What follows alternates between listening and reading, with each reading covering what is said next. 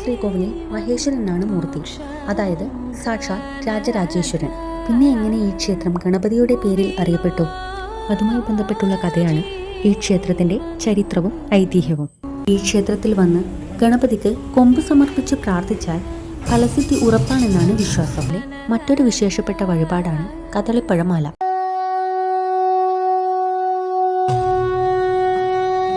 എല്ലാവർക്കും നമസ്കാരം. നമ്മളിന്ന് പോകാൻ പോകുന്നത് വേളം ശ്രീ മഹാഗണപതി ക്ഷേത്രത്തിലേക്കാണ്. ഈ ക്ഷേത്രം സ്ഥിതി ചെയ്യുന്നത് മയിൽ എന്ന ഗ്രാമത്തിലാണ്.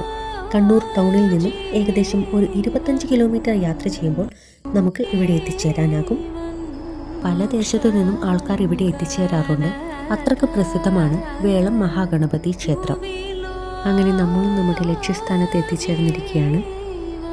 ആദ്യം തന്നെ നമ്മുടെ കണ്ണിൽ പതിയുന്നത് സുന്ദരമായ ഈ ക്ഷേത്രകുളം തന്നെയാണ്. ഇവിടെ നിന്ന് മുന്നോട്ടേക്ക് പോയാൽ ക്ഷേത്ര പരിസരത്ത് തന്നെ പാർക്കിംഗ് സൗകര്യം ഒരുക്കിയിട്ടുണ്ട്.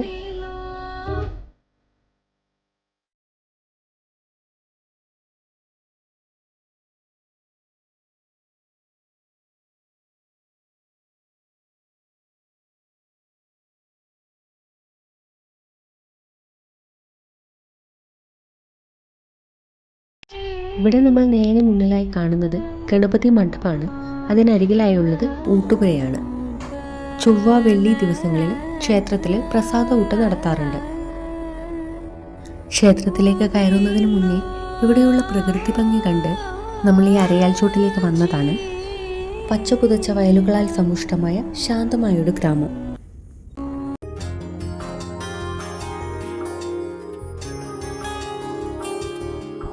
ഇനി നമുക്ക് ക്ഷേത്രത്തിലേക്ക് പോകാം.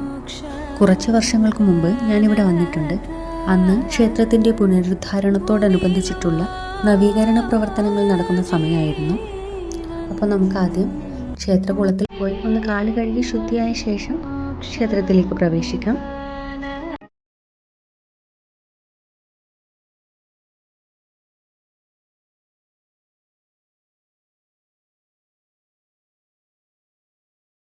നവീകരണ പ്രവർത്തനങ്ങൾക്ക് ശേഷമാണ് കേട്ടോ ഈ കുളവും ഇത്ര സുന്ദരമായത്. കുറെ പേരവിടെ നീന്തുന്നത് കാണാം. പ്രദേശത്തുള്ള കുട്ടികൾക്ക് നീന്തൽ അഭ്യസിപ്പിക്കാനും ഈ കുളം ഉപകാരപ്പെടുന്നുണ്ട്.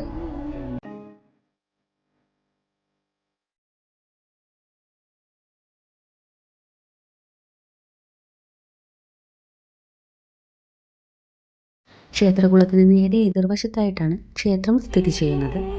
തളിപ്പറമ്പ് രാജരാജേശ്വര ക്ഷേത്രത്തിനോട് സമാനമായിട്ടുള്ള ഒരു ക്ഷേത്രമാണ് വേളം മഹാഗണപതി ക്ഷേത്രം. വിഘ്നങ്ങൾ അകറ്റുന്ന ഗണപതിയുടെ പേരിലാണ് ഈ ക്ഷേത്രം അറിയപ്പെടുന്നതെങ്കിലും ഇവിടെയും പ്രധാന മൂർത്തി രാജരാജേശ്വരൻ തന്നെയാണ്.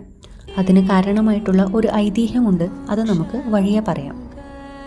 നേരെ കയറി ചെല്ലുമ്പോൾ തന്നെ കൽവിളക്കും ബലിക്കല്ലുമാണ് കാണാൻ സാധിക്കുന്നത്.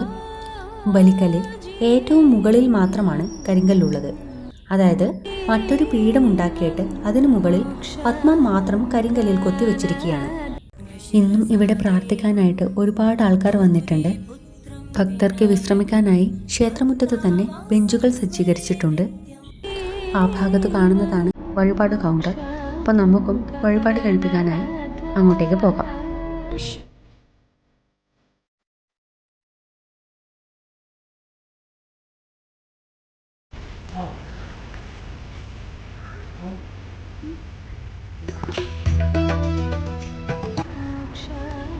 വേളം മഹാഗണപതി ക്ഷേത്രത്തിലെ പ്രധാന വഴിപാടാണ് ഗണപതിക്ക് തേങ്ങ ഉടക്കുന്നതും അതുപോലെ വെള്ളിക്കൊമ്പ് സ്വർണ്ണക്കൊമ്പ് ഒപ്പിക്കുന്നതും.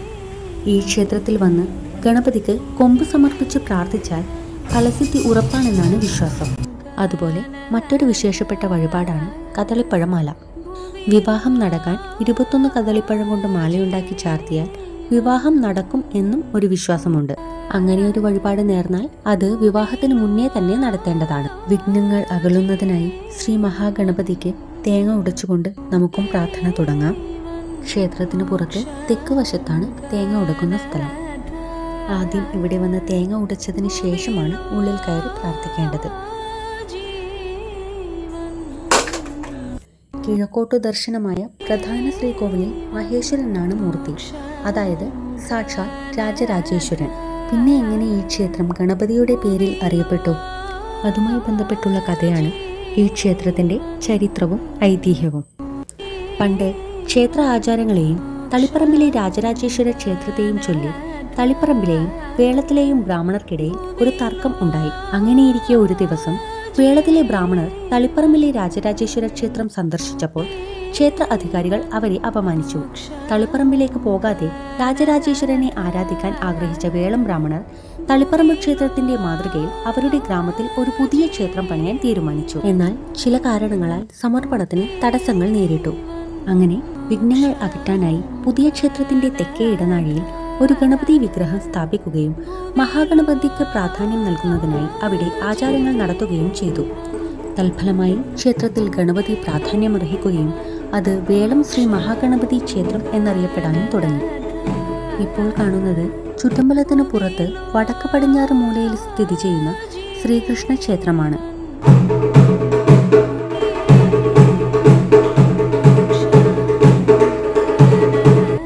ചുറ്റമ്പലത്തിനുള്ളിൽ 2 ശ്രീകോവിലുകളാണ് ഉള്ളത്.